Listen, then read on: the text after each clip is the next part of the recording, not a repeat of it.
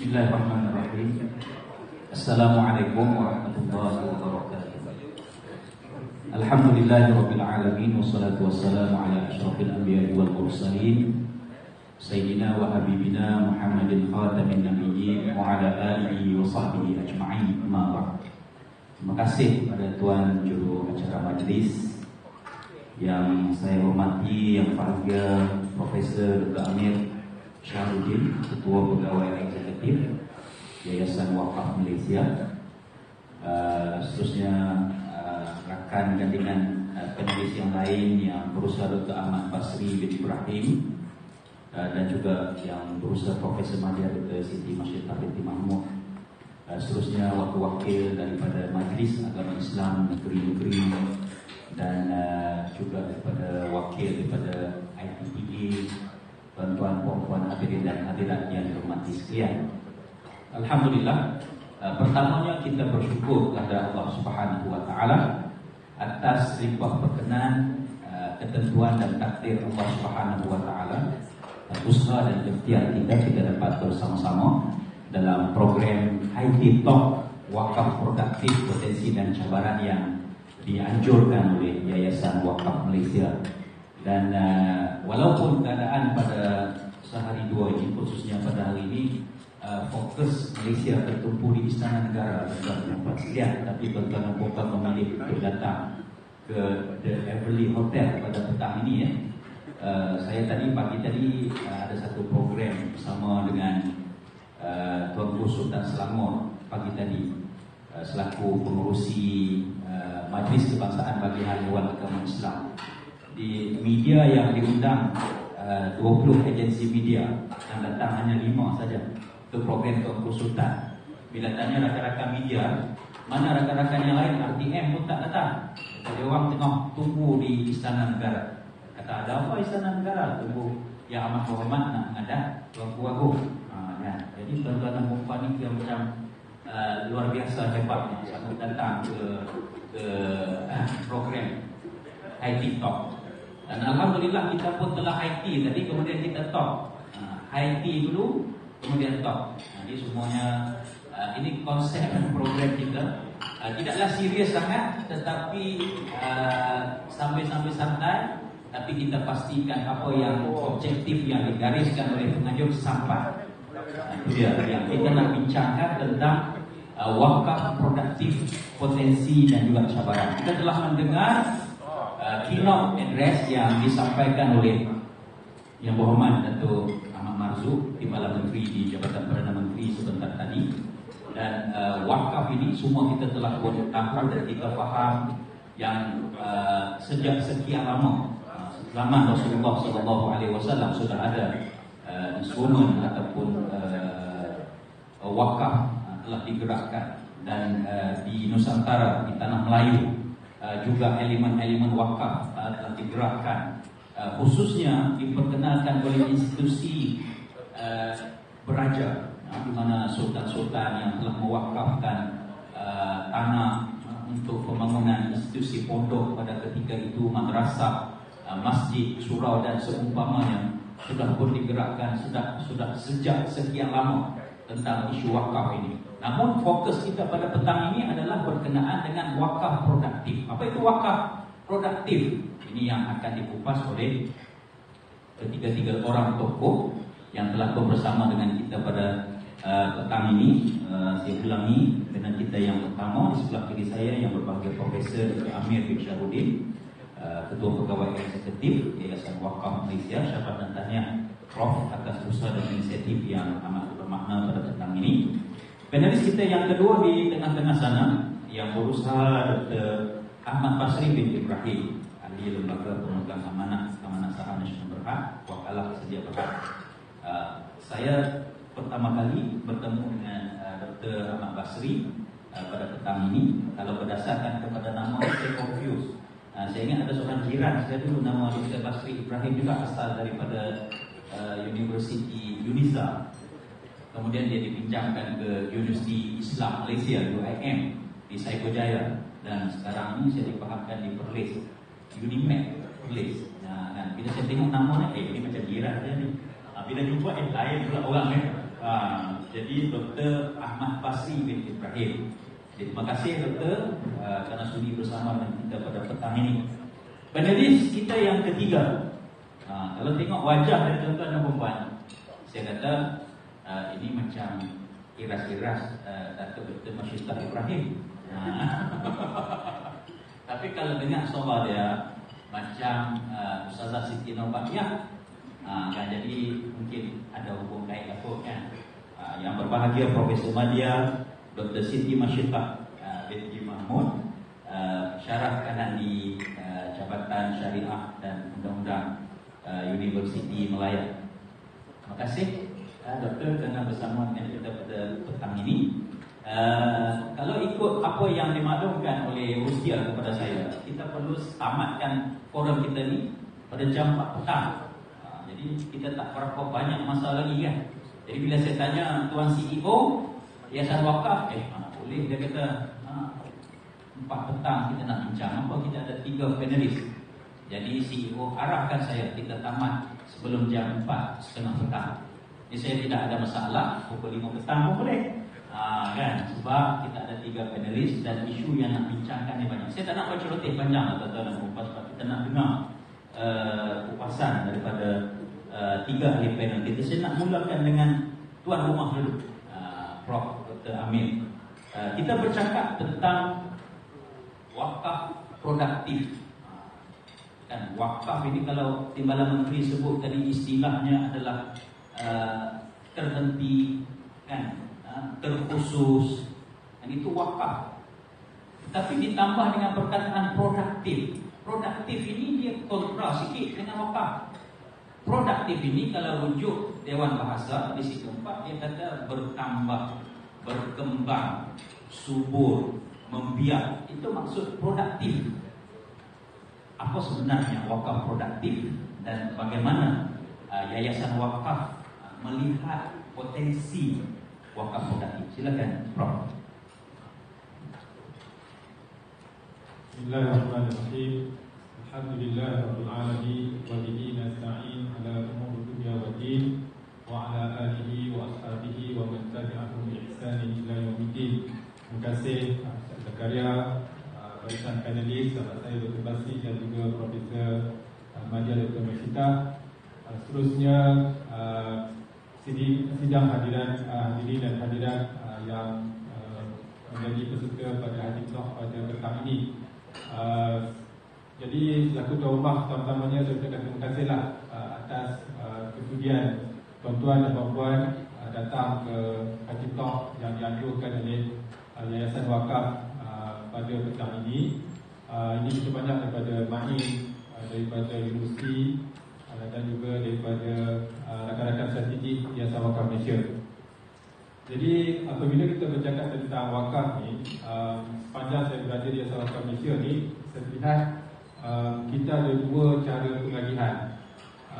Pertamanya, bila kita membuat kutipan wakaf tunai, sebab di Yayasan Wakaf Malaysia ni kami ini mandat adalah hanya untuk meningkatkan kutipan wakaf tunai. Jadi apabila kita membuat kutipan, mengutip wakaf tunai tersebut, mengumpulkan wakaf tunai, sama ada terus kita agihkan pokoknya, kita belanjakan ataupun kita agihkan apa yang kita kutip daripada masyarakat, ataupun sebahagiannya kita akan kembangkan, kita akan laburkan, jadi kita akan biarkan. Jadi yang kita nak bincangkan pada petang ini adalah metod yang kedua tu, iaitu di mana apabila kita mengutip kutipan daripada wakaf tunai itu, kita tidak akan agihkan terus kepada penerima-penerima beneficiaries manfaatnya, tetapi kita akan kumpulkan, kita akan kembangkan, kita akan biarkan supaya kita boleh mengagihkan manfaat daripada pokok wakaf tunai tersebut. Jadi inilah yang dikatakan oleh dalam ucapan Yang Berhormat Timbalan daripada Menteri tadi, di mana wakaf yang dibuat oleh Sayyidina Umar Al-Khattab, di mana tahbisul asal, kita kekalkan pokoknya tetapi kita tasbihul samarah, kita yang kita agihkan ialah hasil daripada pokok tersebut. Jadi ini yang dikatakan sebagai wakaf produktif. Jadi tuan-tuan dan puan, di Yayasan Wakaf Malaysia memang dulu kita buat.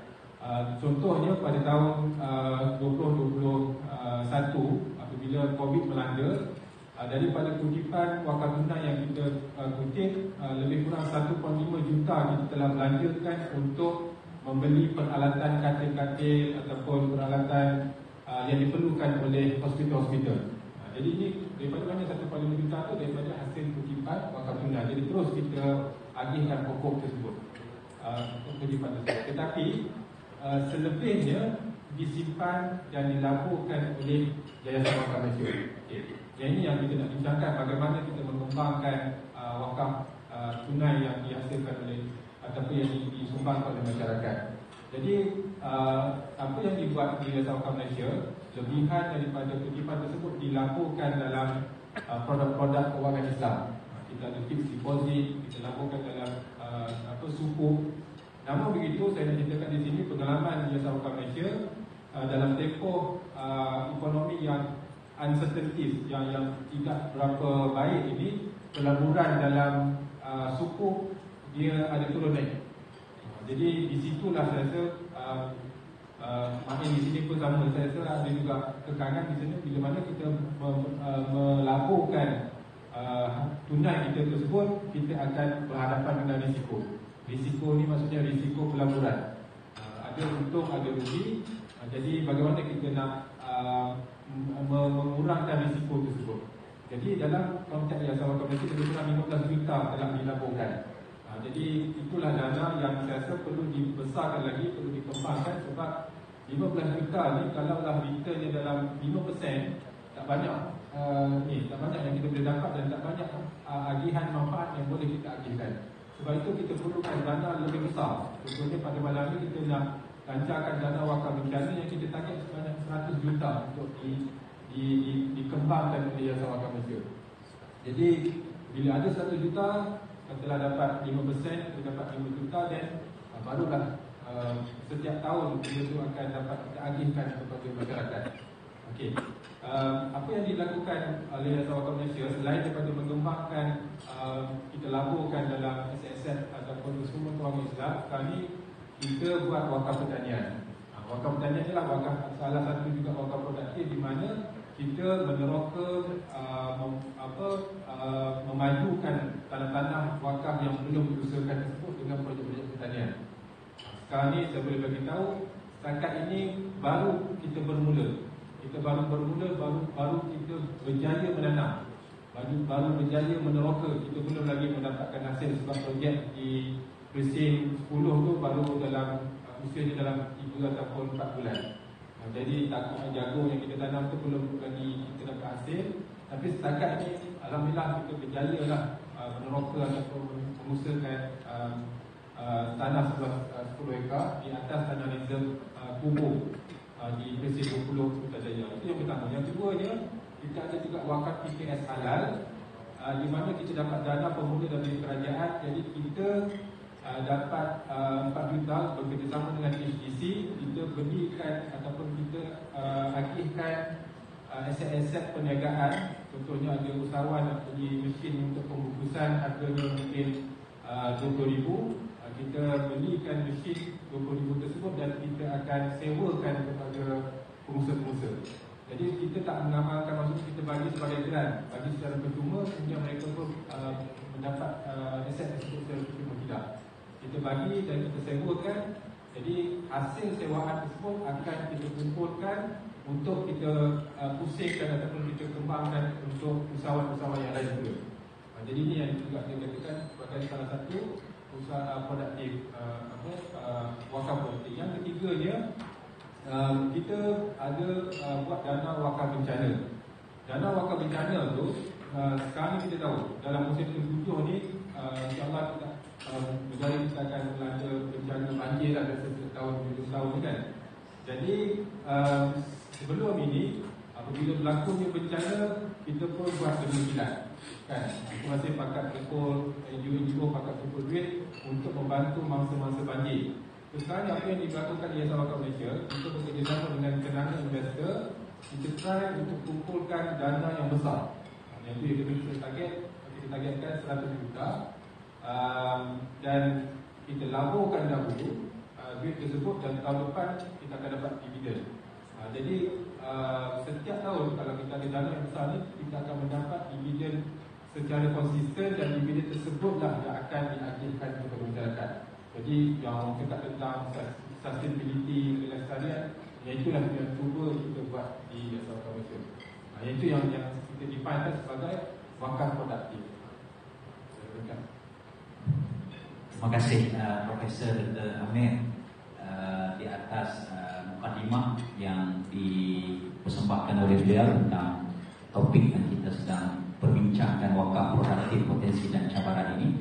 Dan sudah pasti kita dapat melihatnya bagaimana yayasan wakaf yang ditubuhkan oleh Kerajaan Persekutuan pada tahun 2018 dan 2008 setelah yayasan Jabatan Wakaf, Zakat dan Haji pada tahun 2004 menunjukkan usaha dan komitmen kerajaan bagi mengembeling potensi instrumen wakaf bagi membantu dan mempertingkatkan pertumbuhan ekonomi, sosioekonomi masyarakat dan juga negara kita. Dan kita pasti doktor, semua instrumen wakaf kontemporari yang diperkenalkan oleh Jauhar dan juga Yayasan Wakaf Malaysia ini sudah pasti akan dapat membantu menangani isu-isu ekonomi semasa, termasuklah jangkaan inflasi yang akan berlaku, kemelesetan ekonomi yang dijangkakan akan berlaku penghujung tahun dan juga suku tahun pertama tahun hadapan. Dan persoalan ini akan dikupas oleh Prof. Dr. Amir tentang bagaimana instrumen wakaf produktif ini dapat membantu dari sudut ekonomi. Tapi bukan sekarang, Dr. akan jawab di pusingan yang kedua nanti. Saya nak beralih panel kita yang kedua. Nampak dia macam dari tadi dia bersemangat untuk berkongsi. Saya nak tanya kepada Dr. Ahmad Basri tentang, kalau tadi Dr. Prof. Amir Sharifuddin dah pun menjelaskan tentang pentingnya wakaf produktif ini. Adakah institusi-institusi keuangan, contoh perbankan umpamanya di negara kita ini, sudah pun mempunyai ataupun menawarkan produk-produk bagi melestarikan wakaf produktif ini? Dan bagaimana doktor yang sudah berpengalaman dalam institusi keuangan ini dapat meramal ataupun menjangka, kalau meramal itu macam nak ramal keadaan cuaca di penghujung monsun timur ni kan, nak memastikan wakaf produktif ini dapat disubuhkan dalam institusi keuangan. Silakan doktor. Terima kasih Ketua Menteri sebagai sahabat saya Profesor Amir dan juga Presiden Syika. Dan pertama sekali, alhamdulillah rabbil alamin, wassalatu wassalamu ala asyrafil anbiya'i wal mursalin wa ala alihi washabbihi ajma'in. Assalamualaikum warahmatullahi wabarakatuh. Pertama sekali saya ingin mengucapkan terima kasih kepada pihak Sarawak Malaysia kerana sudi untuk saya berada di pentas pada petang ini untuk bercakap sedikit tentang pengalaman pihak industri dalam wakaf. Jadi kalau kita bercakap tentang wakaf produktif ini, seperti mana kita maklum bahawa wakaf ni dia sinonim dengan Majlis Agama Islam Negeri. Dan kalau kita tengok pemegang amanah tunggal wakaf ialah Majlis Agama Islam Negeri. Jadi untuk mendapatkan wakaf yang produktif, saya rasa produk-produk wakaf perlu diperbanyakkan, dan pewakaf juga perlu diperbanyakkan. Jadi cara yang pertamanya untuk memperbanyakkan produk wakaf dan meramaikan juga pewakaf ialah kita, saya rasa MAIS ini perlu mengambil peranan utama dengan memperbanyakkan dan memudahkan proses untuk mendapat lesen tawali kepada pihak pemohon atau industri ataupun institusi keuangan dan pelaburan dan sebagainya.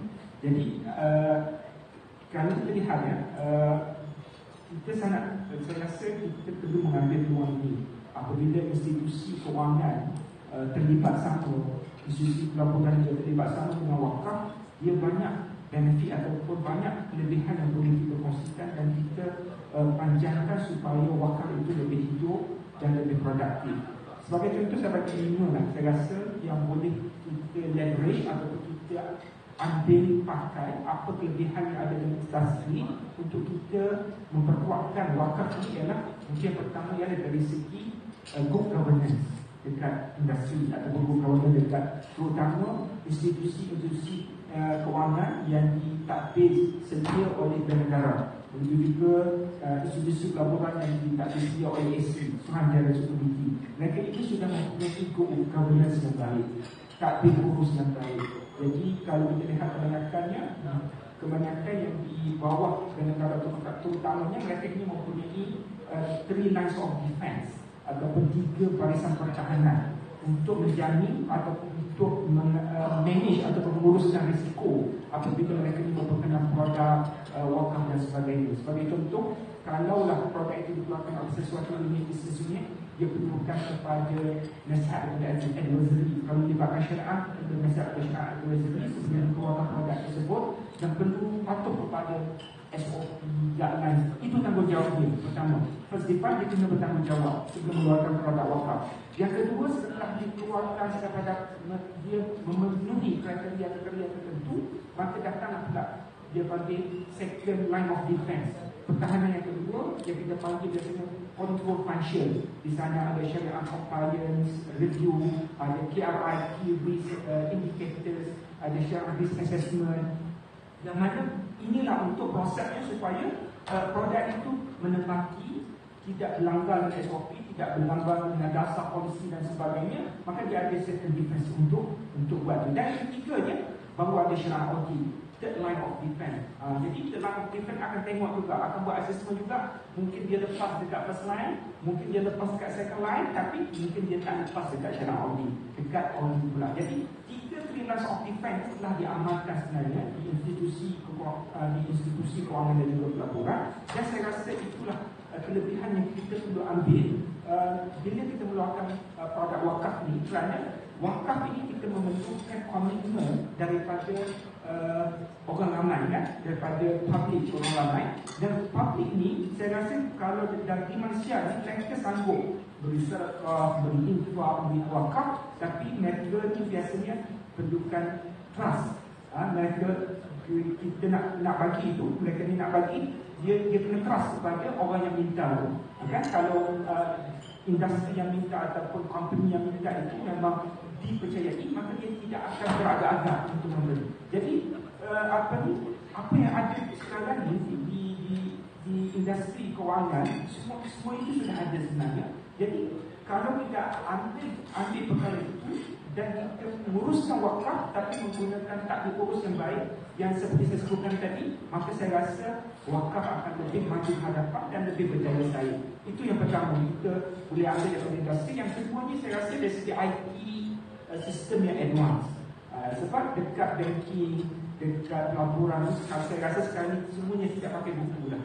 Semua sistem digitalization kan, semua pakai klik sahaja, dia hujung jari sahaja. Jadi kalau dulu wakaf kita perlukan jebran, kita perlu daftar dan sebagainya, sekarang ni proses untuk orang memberi wakaf tu ataupun infak wakaf tu terlalu mudah, melalui apps, melalui portal ataupun ada branches cawangan-cawangan yang ada, dan itu boleh beri mana sahaja untuk membuat wakaf. Itu kelebihan yang saya rasa kita gunakan supaya lebih ramai orang berwakaf dan mudah untuk orang berwakaf.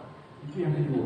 Yang ketiga saya rasa dari segi transparansi, dari segi ketulusan juga kita lihat bila industri ataupun syarikat-syarikat banking dan pelaburan ini masuk, mereka ini ada annual report, laporan tahunan, di audit dan sebagainya. Maka dari segi ketulusan, di mana berapa jumlah yang dikumpulkan, di mana dibahagikan, siapakah penerimanya, siapakah yang menentukan siapa penerimanya dan sebagainya, semuanya transparan dan dijelaskan juga dilaporkan dalam annual report. Itu boleh memberikan nilai tambah dan kepercayaan yang lebih kepada pihak orang lain untuk berwakaf. Yang ketiga, yang keempatnya, kekuatan yang ada juga ialah dari segi marketing.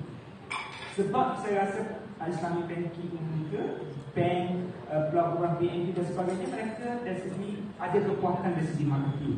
Sebab mereka ada ratusan orang yang memang diupah untuk buat promosi dan sebagainya, yang boleh tahu market, kehendak market dan sebagainya, target market dan sebagainya, dan itu boleh juga digunakan untuk kita merancangkan industri wakaf. Dan yang seterusnya ialah saya rasa sekarang ni di peringkat industri juga, bila kita nak embark money customer untuk jadi customer kita buat KYC, know your customer.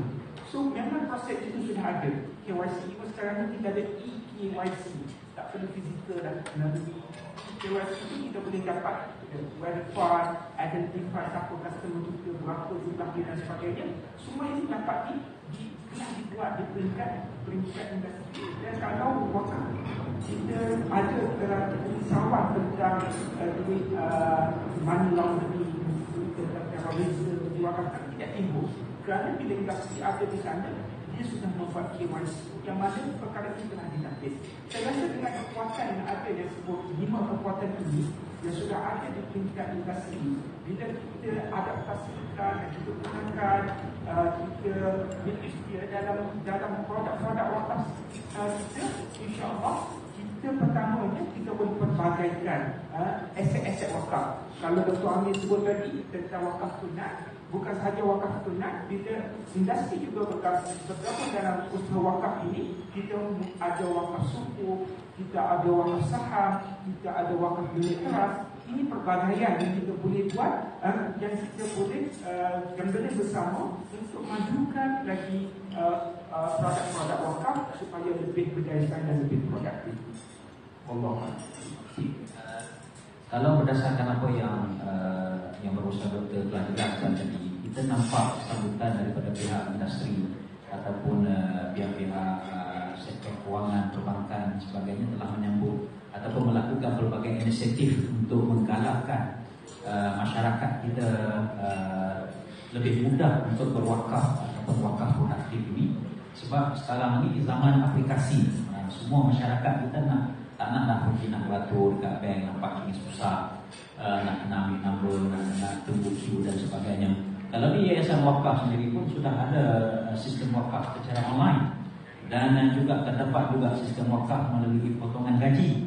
Dan namun begitulah, melalui pemerhatian di kalangan penjawat awam, saya penjawat awam, penerimaan penjawat awam, kesediaan penjawat awam untuk memotong gaji, untuk menyertai program wakaf ini mungkin perlu dipertingkatkan lagi. Kerana mungkin aja seperti yang kita sebutkan tadi tentang kesedaran itu mungkin ada, tetapi kemahuan untuk melakukan tindakan itu perlu digerakkan dan perlu disuburkan. Kerana kita sedar tentang kepentingan wakaf produktif ini begitu penting dan perlu. Lebih-lebih lagi kita lihat di IPDA, contohnya institusi pengajian tinggi, sudah semakin banyak. Wakaf ini bermula di UIA kalau tak salah saya, kalau berdasarkan kepada IPDA, bagaimana sistem wakaf diperkenalkan di UIA. Kemudian universiti yang kedua adalah Universiti Putra Malaysia, kemudian diikuti UKM, dan seterusnya ada universiti-universiti lain yang telah menumbuhkan institusi yang menguruskan wakaf, mungkin dengan tak nama wakaf ataupun dengan nama-nama yang lain, tetapi proses itu telah wujud. Dan ini yang menimbulkan satu cabaran yang saya nak tanya kepada Profesor Madya, Dr. Masyitah, tentang cabaran dari aspek perundangan. Karena seperti yang kita semua sedia maklum, wakaf ini yang tuannya adalah Majlis Agama Islam negeri-negeri yang mempunyai enactment ataupun akta yang berkaitan dengan bidang kuasa wakaf dan sebagainya. Bagaimana peraturan-peraturan ataupun enactment sedia ada merupakan suatu cabaran, dan bagaimana memungkinkan pengurusan wakaf produktif ini dapat dilaksanakan di peringkat persekutuan, dapat dilaksanakan di IPTA contohnya, ataupun institusi-institusi pengajian yang lain. Mungkin doktor ada pengalaman dalam pengurusan. Bismillahirrahmanirrahim. Assalamualaikum warahmatullahi wabarakatuh. Terima kasih kepada Ustaz Zakaria tadi yang telah bertanya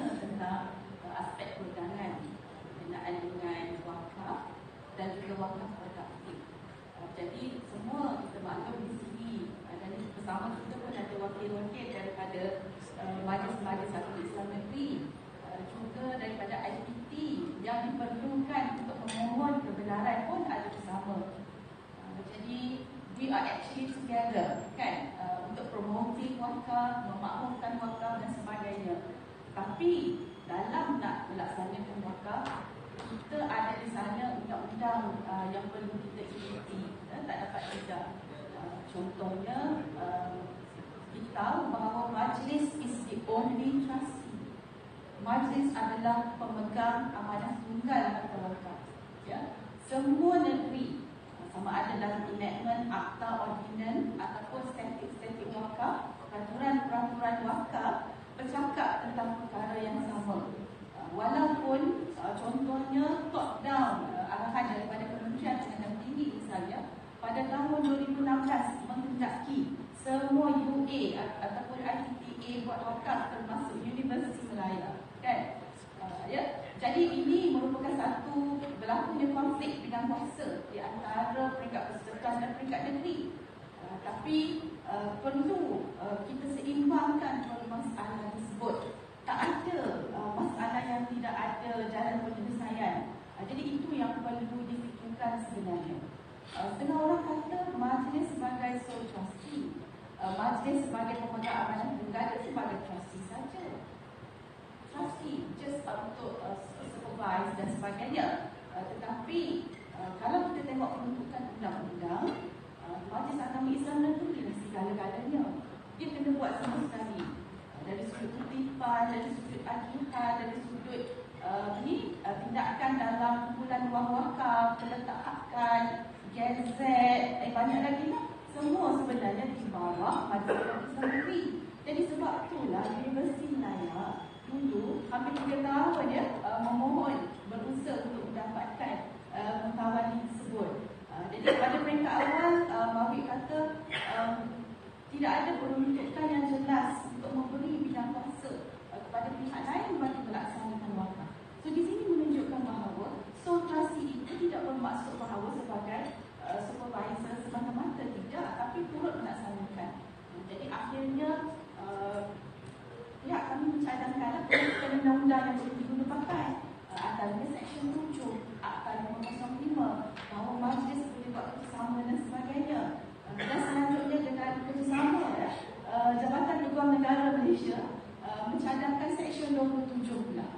Seksyen 27 bagaimana Majlis Agama Islam Negeri ataupun MAWIN boleh delegate dia punya kuasa-kuasa tadi itu yang sepatutnya dibuat kepada pengerusi, setiausaha, termasuk jawatan kuasa yang ditentukan di bawah majlis. Jadi daripada situlah, kalau dalam konteks ITTA wakaf diwujudkan dalam kuasa wakaf pendidikan MAWIN. Itu dia punya susun galur dari sudut perundangan. Kalau negeri-negeri yang dah ada, contohnya di Selangor, daripada enactment 1999, kita dah masukkan dalam enactment yang baru 2015, yang mana peruntukan dibuat untuk memberi chance kepada pihak lain untuk melaksanakan wakaf juga. Jadi di Selangor ada peruntukan yang jelas. Kalau di wilayah sampai sekarang tak ada. Tapi alhamdulillah UM bersama dengan aktiviti yang lain di wilayah persekutuan telah diberikan kuasa mutawali untuk melaksanakan wakaf. Jadi kalau ada wakil mahu di sini, saya mewakili aktiviti tersebut, khususnya Universiti Malaya, mengucapkan terima kasih dan ianya akan dikenal sampai bila-bila. Apatah lagi masa itu saya adalah pengarang wakaf. Saya ingat sampai hari ini mungkin saya lupakan dan ia dimasukkan dalam artikel dan sebagainya. So itu kita menyedari bahawa majlis administrasi dalam konteks wakaf produktif ni, macam mana kita nak buat di peringkat nasional, ya, apakah halaman undangan? Boleh ke nak buat? Jawapan saya mudah, boleh. Memang boleh. Yang pertama, melanjuti kebenaran, permohonan kebenaran kepada Majlis Agama Islam Negeri di mana sesuatu bisnes wakaf itu akan dilaksanakan. Contohnya, pernah dengar tak wakaf Perda? Wakaf Perda telah pun dibincangkan, pun mendapat kuasa daripada MAWIN. Universiti Malaya memang dapat daripada MAWIN kan, terima kasih. So kita punya struktur kutipan dan agihan itu kita strukturkan supaya turut menepati apa yang kita panggil sebagai pengelolaan wakaf produktif, tidak semata-mata wakaf konsumtif. Ya, biasanya yang produktif konsumtif ini digunakan pakai di negara Indonesia di mana kita satu, kita boleh buat contohnya Bank Muamalat Malaysia Berhad pun sama juga, dilaksanakan dengan kerjasama negeri-negeri yang ada di beberapa negeri. Banyak lagi lah One Corp, Wakaf Anak Corporation Berhad, Apa Holdings dan sebagainya. Semua ini perlu mendapatkan kuasa daripada Majlis Agama Islam Negeri dengan memakai peruntukan yang ada di negeri masing-masing. Jadi janganlah kata kalau tak ada peruntukan tu tak boleh nak buat apa-apa. Sebenarnya boleh kita mencari jalan keluar. Kita menggunakan peruntukan undang-undang yang fleksibel yang boleh membantu ke arah memakmurkan wakaf bersama. Ya, itu yang pertama. Yang kedua, menerusi permohonan dan kerjasama dengan Yayasan Wakaf Malaysia. Itu di peringkat persekutuan. Sebab pewujudan Yayasan Wakaf Malaysia di bawah Akta Pemegang Amanah Pemerbadanan 1952 adalah hasil daripada resolusi Konvensyen Wakaf Kebangsaan 2006 yang lalu, yang memerlukan satu entiti wakaf kebangsaan diwujudkan bagi maksud memakmurkan wakaf, membantu dalam development of wakaf dan sebagainya. Jadi di situlah sebenarnya Yayasan Wakaf Malaysia berada. Apakah dengan memohon menjalankan kerjasama dengan Yayasan Wakaf Malaysia itu melanggar undang-undang? Siapa kata melanggar undang-undang di sini? Dengan orang dia bercakap perkara itu mengambil bidang kuasa dan sebagainya, betul, perkara itu adalah perkara negeri. Tetapi di bawah Yayasan Wakaf Malaysia kita ada trust deed ataupun kita panggil surat ikatan amanah. Surat ikatan amanah itu telah dipinda baru-baru ini, ya. Saya terlibat dalam pembahasannya dan kita mengenhance peruntukan itu supaya kita menjaga hak-hak Majlis Agama Islam Negeri. Walau apa-apa jua, mesti mohon kebenaran kepada Majlis Agama Islam Negeri. Dan sebarang permohonan itu dibuat di peringkat Jawatankuasa Pelaburan ada, Jawatankuasa Syariahnya dan sebagainya, kemudian dibawa kepada MALPA, Mesyuarat Ahli Lembaga Pemegang Amanah Yayasan Wakaf Malaysia, yang mana keanggotaan utamanya adalah terdiri daripada semua Majlis Agama Islam negeri-negeri di Malaysia. Sebagainya itu. Jadi di sini menunjukkan bahawa keputusan dicapai adalah berasaskan kepada keputusan yang dibuat di dalam peringkat tertinggi yang dianggotai oleh Majlis Agama Islam Negeri, termasuklah Datuk Selamat, ya, yang berbagai Datuk Selamat sebagai timbalan pengurusi, ya. Menteri adalah agama adalah pengurusi, dan yang lainnya itu adalah daripada Majlis Agama Islam Negeri, ahli akademik, ekonomi dan sebagainya. Dan di dalam surat ikatan amanah itu telah ada artikel-artikel yang menyatakan tentang kerjasama ini dengan Majlis Agama Islam Negeri. Pindaan telah dibuat untuk memperbaiki, enhance lagi kerjasama ini. Itu yang berlaku. Dan bagi pandangan saya memang boleh sangatlah dialu-alukan, sama ada melalui Majlis Agama Islam Negeri ataupun terus kepada Yayasan Wakaf Malaysia. Sebab Yayasan Wakaf Malaysia pun dia kena tanya negeri juga akhirnya. Dalam konteks dasar undangan memang perlu. Dasar itu perlu diwujudkan. Kalau di Yayasan Wakaf Malaysia memang ada lah di bawah surat ikatan amanah, dan kita pun sedang merangka lah untuk dasar kalau nak buat bersama dengan pihak luar. Universiti Melayu sendiri telah diwujudkan dasar kutipan dan aduan. Masa tu saya masih berada bersama dengan UMORCA. Saya mengambil kesempatan untuk cepat-cepat buat dasar tersebut, sebab lepas tu kita akan diganti dengan pihak lain pula. Jadi alhamdulillah telah dibuat untuk Universiti Melayu. Dan banyak lagi lah dasar-dasar memang perlu dibuat. Kalau Mawid dia ada dasar wakaf pendidikan Mawid. So ini memberi guidance kepada pihak yang akan melaksanakan wakaf bersama pihak-pihak lain, bukan setakat wakaf-wakaf biasa tetapi wakaf produktif itu sendiri. Itu saja menurut saya. Terima kasih Profesor Madya Masyita atas perkongsian pengalaman dan sedikit pandangan beliau yang jelas mengatakan bahawa perundangan sedia ada bukanlah suatu halangan, ya, untuk kita melaksanakan wakaf produktif ataupun inisiatif wakaf di peringkat nasional. peringkat kebangsaan, dan termasuk juga pengalaman bagaimana UM Wakaf menjalankan usaha-usaha untuk mewujudkan institusi wakaf di IPTA, dan alhamdulillah Mawib selaku pihak yang berkuasa dalam pentadbiran wakaf ini dapat memberi kerjasama. Pendeknya, seni kita bekerjasama, kolaborasi dengan pihak yang mempunyai kuasa, yang diberi kuasa dalam bidang pengurusan wakaf ini. Jadi itu dia. Kita sebenarnya sudah ada pokok 4. Jadi seboleh-bolehnya kita nak tamatkan sebelum 4.30. Namun begitu saya nak ada sedikit ruang untuk wakil-wakil daripada Majlis Agama Islam Negeri, ada wakil daripada pihak IPT yang datang pada petang ini dalam High Talk ini. Mungkin ingin ada perkara yang boleh dikongsi bersama ataupun ingin mendapat pandangan daripada ahli panel kita ini. Jadi untuk pusingan saya akan benarkan audiens datang untuk berinteraksi dengan panel, tetapi bukan sekarang, lepas pusingan yang kedua yang akan saya teruskan ini. Tetapi untuk pusingan yang kedua ini saya nak ambil masa seorang 5 minit saja bagi memberi ruang kepada audiens yang hadir ini untuk mengambil bahagian lebih masa. Jadi saya pusingan kedua ini saya nak kembali kepada Profesor Dr. Amir.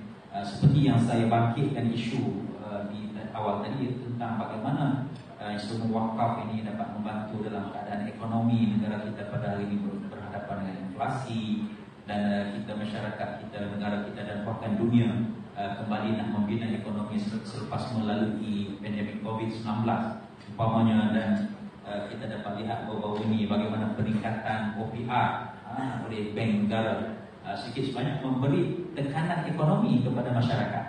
Jadi persoalan saya ialah bagaimana wakaf produktif ini dapat membantu untuk meringankan ataupun meningkatkan taraf sosioekonomi masyarakat. Dan soalan saya yang kedua ada kaitan dengan Dr. Masyitah sebut tadi, ialah bagaimana kewujudan Yayasan Wakaf Malaysia ini dapat membantu pihak-pihak yang nak bekerjasama bagi mengembangkan lagi instrumen wakaf di agensi masing-masing. Terima kasih Ustaz. Untuk menjawab soalan yang pertama tu, saya bagikan contoh apa yang diusahakan oleh Yayasan Wakaf Malaysia dengan CIMB Islamic. Kita ada program yang kita namakan iTekad, di mana kita target untuk mendapatkan 300,000, dan daripada 300,000 tersebut kita akan beli 40 biji motosikal yang akan disumbangkan sebagai aset wakaf kepada anak-anak muda kita, riders kita. Waktu kita buat program ini pada tahun lepas, kita nampak waktu itu ramai yang sedang yang telah hilang pekerjaan dan balik semula dalam ekonomi. Jadi salah satu yang kita nampak paling cepat, paling mudah ialah untuk kita, anak-anak muda kita ini untuk menjadi riders, untuk pada riders. Dan CIMB ini bagus sebab dia tidak hanya supaya mereka ni hanya pergi menjadi rider saja, rider berpandang saja, tetapi dibekalkan training supaya dengan mula-mula tengok bagaimana menjadi penghantar makanan saja, tetapi at the end ada satu semangat untuk memulakan bisnes sendiri. Jadi kita juga program tersebut juga buat coaching untuk mereka menjadi usahawan. Jadi contoh itu adalah salah satu contoh bagaimana kita boleh gabungkan dana wakaf ini untuk memberi manfaat supaya ekonomi kita boleh dipulihkan dan memberi manfaat kepada anak-anak muda kita. Namun begitu, saya rasa cabaran bila kita sebut tentang wakaf produktif ini ialah bagaimana untuk kita create program-program yang boleh menjaga pendapatan kepada wakaf itu sendiri, projek wakaf. Sebab apa? Sebab bila kita lihat apa yang berlaku dalam negara kita ini, institusi ataupun organisasi wakaf ini masih lagi banyak kelemahan. Termasuklah Yayasan Wakaf Malaysia dan termasuklah organisasi institusi wakaf di negeri-negeri. Sebab apa? Sebab bila nak bercakap tentang wakaf produktif ni kena ada minda ataupun mindset business. Jadi bila kita tengok sama ada organisasi MAIN ataupun Yayasan Wakaf Malaysia dan mana lagi, adakah pengurusan tersebut mampu untuk memikirkan dan juga melaksanakan wakaf produktif. Perkara tersebut, adalah kita tengok ada corak pentadbiran wakaf di negeri-negeri berbeza-beza. Ada yang ditadbir oleh sebuah unit. Dalam satu negeri itu mungkin 4 orang, 5 orang saja yang menjaga wakaf. Jadi dia satu negeri, bayangkan satu negeri hanya 5 orang saja yang menjaga wakaf. Jadi macam mana dia nak mengembangkan aset-aset wakaf untuk sebut wakaf produktif. Jadi yang itu saya rasa perlu dilihat. Tetapi kalau ada beberapa negeri yang dah lebih advance, macam Selangor, video US, mungkin dia ada 70 orang kapasiti untuk menggerakkan pembayaran wakaf Selangor tersebut. Jadi dia belum pergi jauh. Tapi yang saya cakap ni lah, negeri-negeri yang masih lagi mungkin mengambil pendekatan konservatif. Itu yang pertama. Yang keduanya, tapi kita lihat juga macam kadang-kadang negeri-negeri pula berubah-ubah strateginya. Macam yang disebut oleh Dr. Mashita, saya difahamkan lagi tadi, di wilayah dulu mereka ada pusat wakaf wilayah. Sekarang dah tak ada dah, sebab wilayah dikombinkan antara zakat dengan wakaf dalam satu di bawah PPZ. Jadi ini perkembangan terbaru. Jadi kita maksudnya very dynamic corak pentadbiran. Jadi bila pentadbiran ini very dynamic, kita akan lihatlah dalam Malaysia ini 14 negeri masing-masing mempunyai strategi masing-masing. Mungkin bagus sebab kita boleh compare lah apa yang berlaku di Johor. Kalau Johor dia lain pula, Mahish dia ada nazir khas, wakaf Anur sebagai nazir khas. Jadi very unique lah dekat Malaysia ni. Bagaimana Majlis Agama Islam Negeri memandang dan memajukan wakaf di negara kita ni. Jadi bila kita kata wakaf produktif, semua memang kita berniat untuk memajukan wakaf tersebut ataupun aset wakaf. Tetapi cara yang kita nak sampai ke tujuan tu, kita memang berbagai-bagai.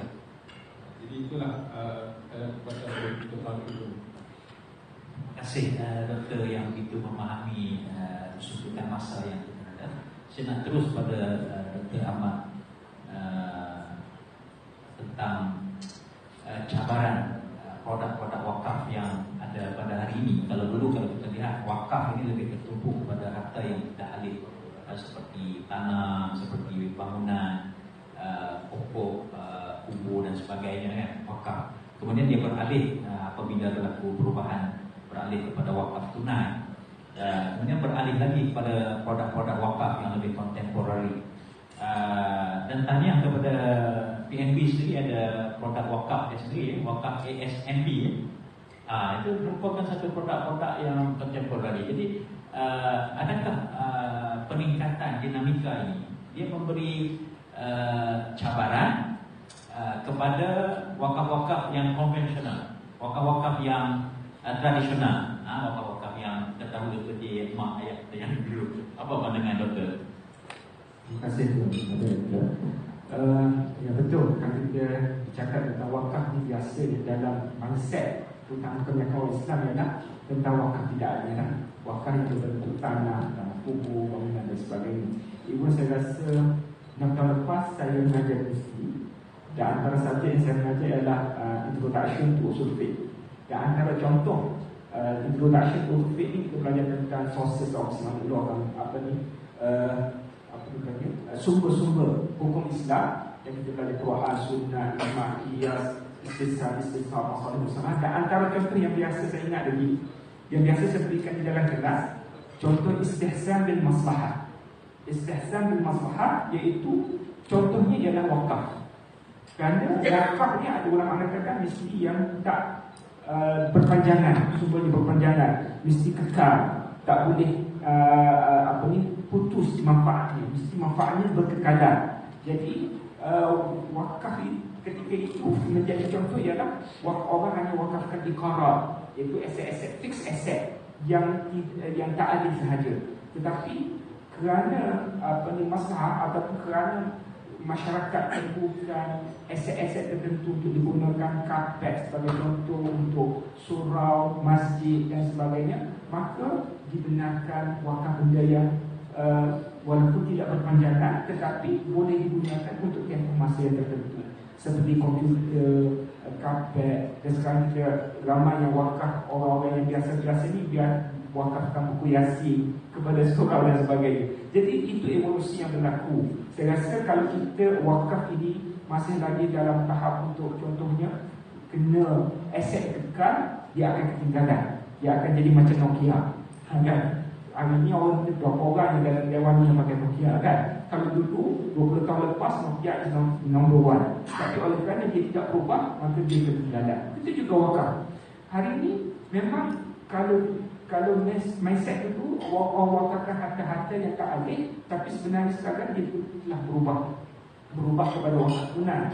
Dan antara sebenarnya wakaf tunai itu, kalau saya baca salah satu artikel, antara yang terawal ialah sama ada Muhammad Ibn Hasan Al-Syaibani ataupun Abu Yusuf sudah memperkenalkan wakaf tunai pada zaman dia. Jadi benda itu akan berubah dari masa ke semasa, dan kita perlu mengikut perubahan tersebut. Kita tak boleh nak ignore ataupun abaikan perubahan tersebut. Jadi wakaf hari ini yang seperti mana yang Tuan Model tersebut, alhamdulillah tahun lepas kita telah memperkenalkan wakaf unit amanah ASNB, yang mana kita menggunakan unit amanah sebagai aset pendasar wakaf. Jadi unit amanah itu kekal di dalam tabung-tabung unit amanah yang diuruskan oleh ASNB, tetapi dividennya tiap-tiap tahun secara berpanjangan akan digunakan disalurkan kepada projek-projek wakaf. Jadi bayangkanlah kalau macam Andi sebut, kalau dapat dikumpulkan 100 juta unit amanah dan 5% dividen sudah ada 5 juta, setiap tahun 5 juta secara berpanjangan akan dapat kita salurkan kepada projek-projek wakaf ataupun penerima wakaf. Jadi manfaatnya dapat dinikmati oleh orang yang hidup dan orang yang telah meninggal dunia yang mewakafkan. Maknanya akaun dia, walaupun dia telah meninggal dunia, sentiasa masuk, sentiasa ada new money, kerana setiap tahun ada manfaat, ada dividen dan disumbangkan kepada projek-projek wakaf. Dan itu unit amanah. Dan kita lihat fatwa-fatwa antarabangsa pun sudah ada fatwa, contoh di AUFI, di Majlis Fiqh Islami, yang mengatakan boleh diwakafkan financial asset. Sebutkan kalau dulu tunai, tapi bukan saja tunai, saham, unit teras, suku pun boleh diwakafkan. Jadi semua itu boleh digunakan untuk wakaf. Dan saya rasa sekarang ini pun dah ada mewakafkan dengan menggunakan digital asset, Bitcoin, cryptocurrency dan sebagainya, tapi dijadikan salah satu medium of wakaf, digunakan untuk wakaf. Jadi sentiasa ini adalah perkembangan yang perlu kita ikuti, dan memang wakaf ini sentiasa berkembang kerana ia adalah salah satu dalam bab muamalah yang mana tidak dia akan sentiasa berubah dari masa ke masa dan dari tempat pada satu tempat yang lain. Itu. Dan saya rasa untuk dan dia tidak juga macam ada bila kita memperkenalkan unit amanah unit trust, wakaf unit trust, mungkin ada makin yang mengatakan mungkin wakaf tunai sudah tidak berdaya saing kerana sudah ada wakaf dalam aset-aset yang lain. Tapi sebenarnya unit amanah pun, kalau kita tengok yang apa yang kita buat sekarang, kita memang diwakafkan unit amanah, prinsipnya unit amanah, tetapi dividennya itu akan diliquidate, akan dicairkan menjadi tunai juga, yang mana dipanggil manfaat wakaf, yang mana dia lebih fleksibel, boleh diberikan kepada projek-projek wakaf dalam bentuk yang fixed asset dan dalam bentuk services sekalipun. Nak bayar upah, nak beli makanan, tidak ada masalah, sebab kita hanya menggunakan manfaat wakaf. Sedangkan prinsip wakaf itu tetap dekat di dalam tabung-tabung amanah yang mana pewakaf telah mewakafkan. Wallahu a'lam. Kepada Dr. saya nak tanya satu istilah itu, tunai wakaf dengan wakaf tunai. Adakah istilah yang berbeza, dan bagaimana dari segi penjelasan syara'nya? Assalamualaikum. Tentang term wakaf tunai ataupun tunai wakaf itu sendiri, sebenarnya secara umumnya wakaf menggunakan tunai. Wakaf tunai sebenarnya ataupun dalam bahasa Inggerisnya cash wakaf, kan? Wakaf nukut. Kalau dulu dibincang tentang wakaf dinar dan dirham, tetapi sekarang ni dia ada dua pula term, ya, iaitu pertamanya wakaf tunai. Jadi kalau wakaf tunai ni macam biasa, A mewakafkan hartanya sebanyak 1 juta misalnya, daripada 1 juta itu dibina bangunan. Bangunan wakaf produktif lah yang kita bincangkan di sini. Jadi itu adalah wakaf tunai di mana berdasarkan kepada fatwa negeri, contohnya Terengganu, Selangor dan Wafak, menyatakan bahawa yang mana satu adalah mawkuf. Mawkuf ni wakaf properti lah. Yang mana satu, sama ada tunai ataupun nilai tunai tu, jumlah 1 juta tu, ataupun conversion daripada cash wakaf into buying the immovable property, iaitu bangunan itu adalah wakaf. Jadi mereka yang bersetuju tentang term wakaf tunai menyatakan bahawa mawkuf ataupun harta wakaf itu dipindahkan daripada cash wakaf tadi kepada immovable property tadi, iaitu bangunan yang bernilai 1 juta. Jadi kalau nak buat apa-apa pindahan, tukaran melibatkan apa yang kita panggil sebagai istibdal, jadi dia kena ikut the rules of istibdal. Dalam undang-undang, dalam syarak ada the rules of istibdal. Antara lain misalnya kena dibawa kepada Jawatan Fatwa untuk melihat perkara itu. Kena di-measure, kena di-examine sejauh mana istibdal itu diperlukan. Dan banyak lagi syarat-syarat istibdal yang perlu dilaksanakan. Yang menyatakan sebagai wakaf itu adalah the converted property, iaitu bangunan tadi. Sama ada kita nak buat halal punya bangunan ke, sebab sekarang ni dia ada mihas lagi dia yang baru ni kan, setahun sekali.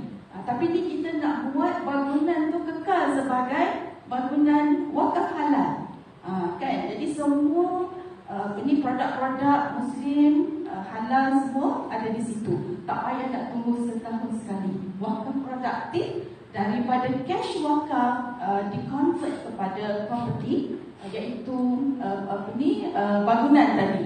Jadi yang dikatakan wakaf tunai itu adalah merujuk kepada the converted property. Tetapi yang tunai wakaf pula adalah sebaliknya, di mana bukan bangunan tu yang dianggap sebagai wakaf ataupun mawkuf, tetapi value ataupun nilai jumlah total tadi yang kena dilestarikan dan dijaga 1 juta tu sampai bila-bila. Jadi itu yang dipanggil sebagai tunai wakaf. Dan ia diputuskan di peringkat antarabangsa kan, Dr. Prof, di peringkat Majma' Fiqh Antarabangsa dan juga AUFI sendiri. Dan di Malaysia, setakat yang saya dimaklumkan dan saya lihat sendiri fatwa di Negeri Selangor. Selangor dulu guna wakaf tunai, tapi sekarang ni dah ada fatwa tentang tunai wakaf. Kemudian saya difahamkan juga dan tahu bahawa ianya juga diputuskan di wilayah persekutuan. Okey, jadi itulah sebenarnya yang membezakan application wakaf tunai ataupun tunai wakaf. Jadi ia sebenarnya kena melihat kepada fatwa yang diputuskan kepada negeri. Fatwa kata contohnya Terengganu dan Selangor sebelum itu, daripada duit tu kena beli harta kekal. Harta kekal, especially harta ta'adil. Sebab harta ta'adil dia tak akan pupus, tak akan habis bila digunakan. Yang penting harta yang nak diwakafkan ni dia tidak boleh habis bila digunakan. Not consumed in use. Sorry campur-campur bahasa sikit sebab teringat tesil dulu. Okey. Jadi itu yang perbezaannya sama ada wakaf tunai ataupun tunai wakaf. Dalam konteks semasa kita kena fikirkan kembali, dalam konteks zaman lepas COVID dan sebagainya, sejauh mana kita nak guna apa yang dikatakan mampu itu. Sama ada nilai 1 juta tu lebih baik ataupun bangunan tu sendiri. Sebab kalau currency kita up and down kan, kalau bangunan pun ada jugalah turun jatuhnya. Ataupun kita nak convert kepada dinar misalnya.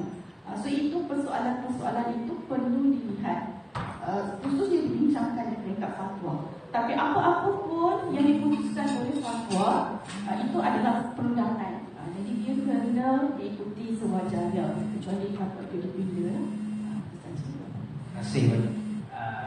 Prof ada nak tambah?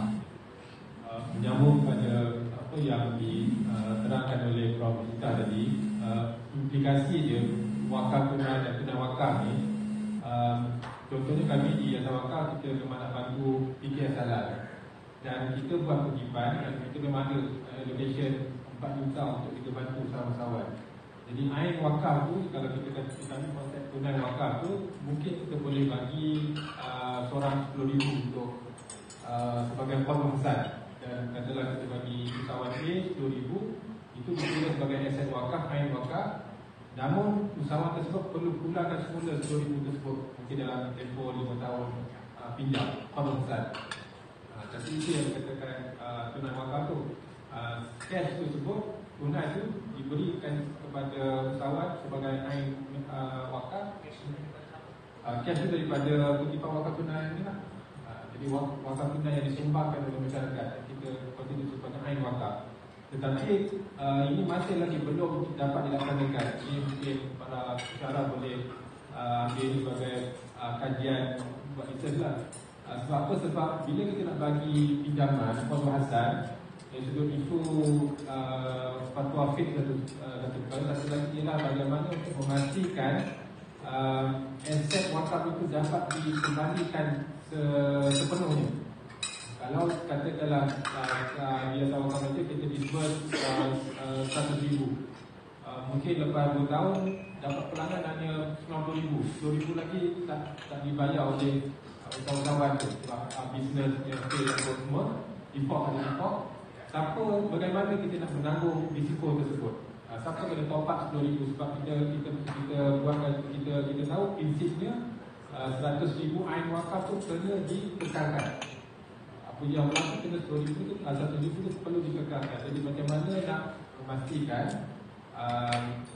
pembiayaan perbahasan itu dapat dilaksanakan.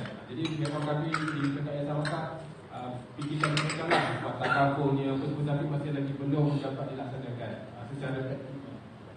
Itu beza antara tunai wakaf dan wakaf tunai. Tunai wakaf tu mudah saja sebab tu kita beli mesin. Jadi kita bagi usahawan tu pakai mesin tersebut. Katakanlah mesin tak percaya, kita masih ada lagi mesin boleh kita ambil sebagai ain wakaf yang kita jaga. Sebab tu tunai wakaf tu lebih mudah untuk dilaksanakan. Dan sekarang kita laksanakan tunai wakaf, belum lagi wakaf tunai, tunai wakaf. Itu juga. Okey, menarik ya perbincangan dan antara istilah tunai wakaf dengan wakaf tunai. Sejujurnya saya mau bimbang, Prof. Kan, kita bukan dalam bidang yang berkaitan. Kan? Jadi hari ini baru kita dapat tahu tentang detail apa itu tunai wakaf dengan wakaf tunai. Wakaf tunai itu kita dah kenal lama dah. Dan kita pun potong gaji ataupun kita beli ataupun kita sumbang secara online. Itu wakaf tunai. Ya? Jadi tunai wakaf apa yang disebut oleh Dr. Masyidah dan juga Prof. Dr. Amir tadi kita dah dapat dengan jelas. Okey, seperti yang saya janji tadi, kita nak buka open to the floor. Apa-apa cadangan, pandangan, persoalan yang mungkin boleh dikongsikan, dibangkitkan. Tak seperti soalan, mungkin ada sharing pengalaman di agensi tuan-tuan dan perempuan masing-masing. Yang penting adalah menjurus kepada topik kita pada petang ini, iaitu wakaf produktif dan potensi dan juga cabarannya. Jadi silakan, kalau ada yang penting adalah kita nak tahu nama dan juga daripada mana. Sebelum soalan. Assalamualaikum warahmatullahi wabarakatuh. Tuan Moderator, ahli panel dan rakan-rakan dalam IT pada petang ini. Saya Hamdi Rahman Muhammad Yaakob daripada UiTM Cawangan Perak. Jadi saya ada satu soalan berkaitan dengan wakaf, iqar dan juga mahkuf. Muhumul dan muhumul itu kita jelaslah wakaf.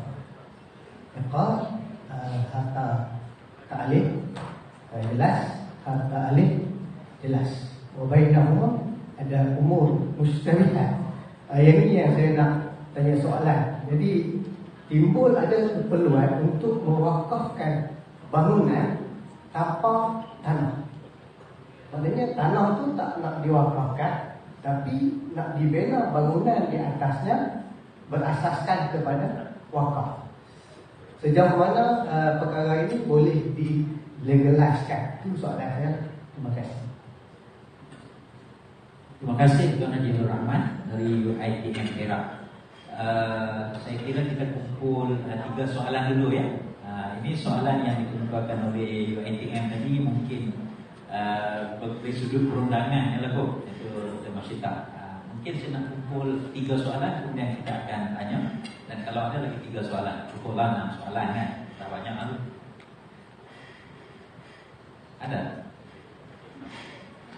Okey, mungkin sedang masih malu-malu ataupun teragak-agak untuk apel, untuk mengemukakan pandangan dan persoalan. Jadi sementara nak tunggu tu, kita minta ke Masyitah tu tentang isu wakaf yang dimaksudkan tadi. Assalamualaikum warahmatullahi wabarakatuh. Terima kasih kepada tuan yang bertanya tadi tentang persoalan macam mana kalau bangunan tu tak diwakafkan. Tanah okey. Tanah tu, the land tu tak diwakafkan, tetapi building tu contoh ya, building.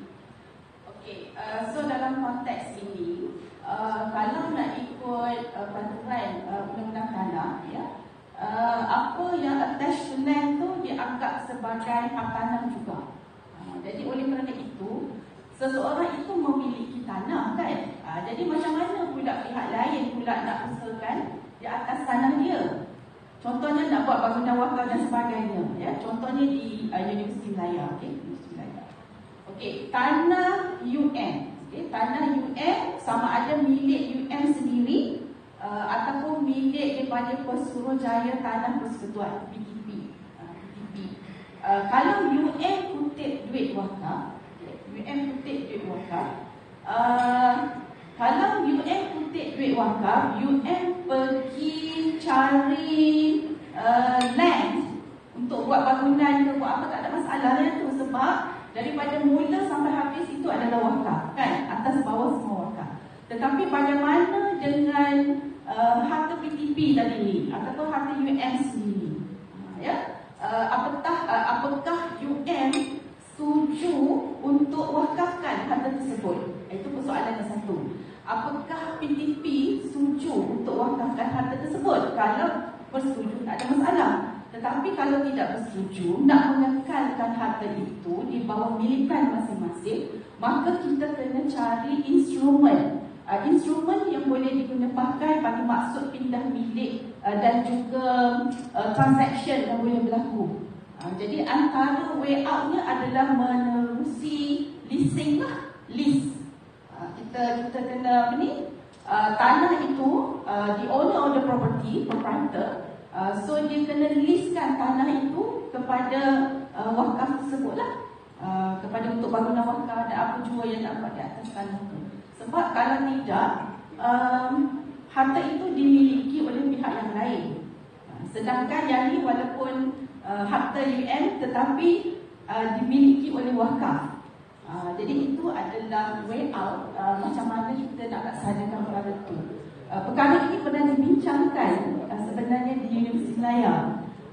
Saya telah mengadakan perbincangan dengan Jabatan Kepengarah Tanah dan Galian untuk melihat perkara yang berbangkit tersebut. Jadi pada hari ini saya share lah penemuan tersebut. Di UM maksudnya PTPG benarkan tanah itu digunakan untuk bina bangunan wakaf. Dia berbincang bukan boleh dipakai, instrumen yang boleh dipakai, tapi tetap kepada tuan tanah. Tuan tanah ini merujuk kepada